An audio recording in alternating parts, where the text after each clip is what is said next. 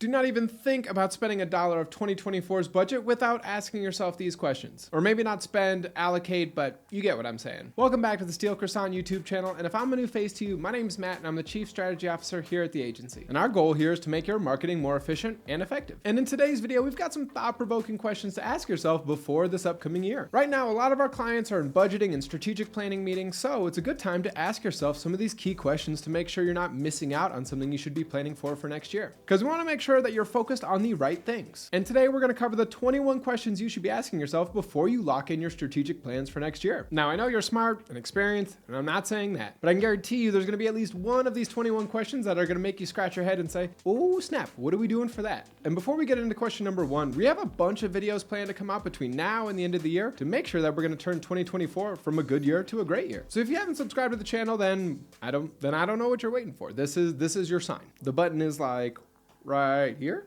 Alrighty, on to question number one. How well do I know my customer? What's changed in this past year? Is our voice of customer research a little dated because it's from 2020 or earlier? Before we make plans about new leads and market share and revenue, we gotta make sure we have a good understanding of what's changed in this past year and who are we targeting. Number two, ChatGPT. Hopefully your business is using it in some way. It is a great tool that no matter what your function is, it can make you more efficient, I guarantee it. And whether you're an advanced prompt engineer who uses it every day, or just a casual user who's more once a week, we should be holding a team all meeting where we talk about how we use it and how others on our team can use it to make us all run and operate a little bit more efficiently. The key here is calling a meeting and inviting your other team members so we can all share our experiences. Number three, am I happy with my social media? What was this year like? Are we happy with the content we put out? Are there any areas where we could do better or more? Is there anything we want to see different in next year's content? And taking a quick look at the competitors, what did they do that we want to borrow and make our own for next year? Number four, did our social media followers increase? If we're creating and publishing content, we should be adding new followers. So did we? Or how did that compare to last year? Can I edit the content on my website? Is it easy for me to make changes if I see something is wrong or out of date? Can I easily change that or know who to contact to get involved to change it without it being a huge deal, taking a week to get done, or getting billed an excessive amount to do so? Similar to that, can I add content to my website? If we have a new product coming out or if we have a new blog post that we want to publish, can I do that easily without needing to involve a ton of people or again, get billed through the nose to do this? It is 2023 coming up on 2024, so we should be able to do things like this. Did we increase traffic to the website? Hopefully during the year, we did at least a little bit of SEO work this year. And can we see that in visibility in search engines or traffic to the website? And how does our traffic compare to last year? Are we ranking higher in Google? Now, I'm not talking about for your brand name or your branded keywords. I'm talking about keywords that we are targeting that aren't included in our brand name. As an example, I'm not talking about if a user searched Nike running shoes, right? Brand name, product, because they already know who you are. I'm talking about people who just searched for the product or a question regarding what the product does or how to use it, or if it's right for them. Did we increase our position in Google for any search terms this year? And if not, what are we going to do for next year? Did we reduce the bounce rate on our website? Hopefully during the year, we spent a little bit of time thinking about how our website is performing. Hopefully our SEO efforts generated more traffic, and with that more traffic, we took that data and improved the user experience on our website. Now, the bounce rate is an easy metric to find in Google Analytics, or at least it was in the old one. GA4 is still not my favorite tool, but as we look for a decreased bounce rate, we want to also see an increase on time on site and page depth. Speaking of that, did we also increase the number of leads we got this year? Compared to last year, how did we do? How is my email list looking? Hopefully you have a list of contacts that are familiar with your brand, all the way from leads to customers and everything in between. If you wanted to tomorrow, could you easily create an email newsletter that went out to everybody? And if you don't, I would work on consolidating that so at least you have that option. That probably includes talking to somebody in ops who works inside of your ERP. Is your email list segmented? We should have it segmented at least a little bit. Easiest version, right, is going to be customers and prospective customers. And for prospective customers, we can break that out a lot further. HubSpot has a great breakdown of how to qualify leads all the way up to being a customer, but a lot of people think that's overkill, and I'm kind of one of them. But we should have it segmented somehow. So if we wanted to send out a targeted message to a specific set of users, we can do that.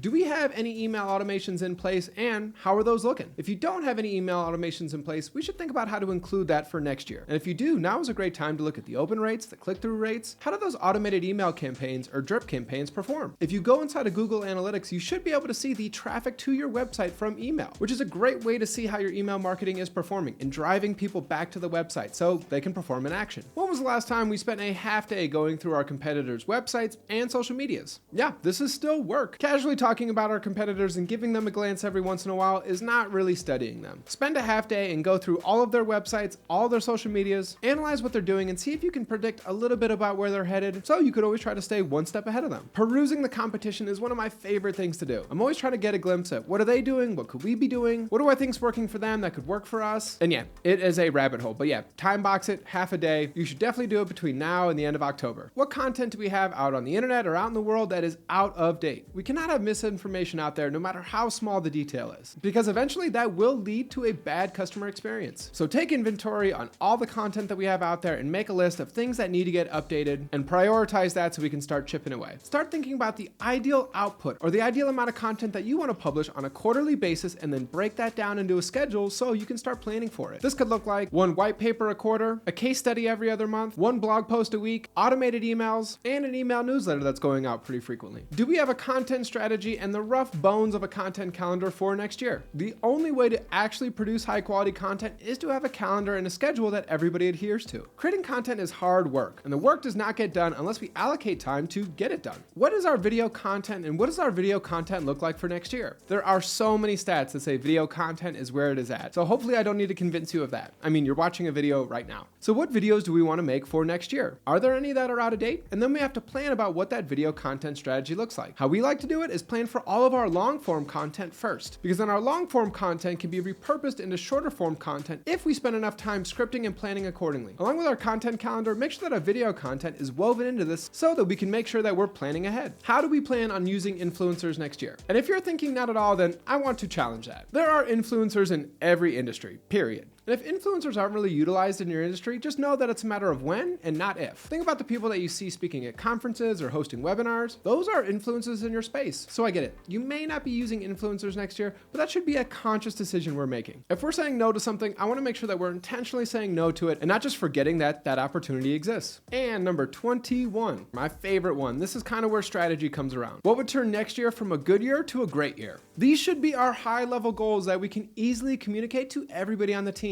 Whether that's a revenue number, a customer number, a combination of sales numbers, I think it's good to start the conversation with what our goals are, because then that's where strategy comes in. The goal of strategy is to think critically about the landscape we're playing in, who our opponents are, and what do our resources look like. It's compiling all of that to figure out how and where we can win. Honestly, strategy is like my favorite thing to talk about. So if you want to see a video talking through some of the strategy techniques and tactics we use, comment marketing strategy down below and we'll break it down for you. Hopefully at least one of these questions got you scratching your head and thinking about next year in a little bit of a different way. And if you think we left out a question below that any marketer should be asking themselves now before the next year starts, please comment them down below. And with that, I'll see you in the next video.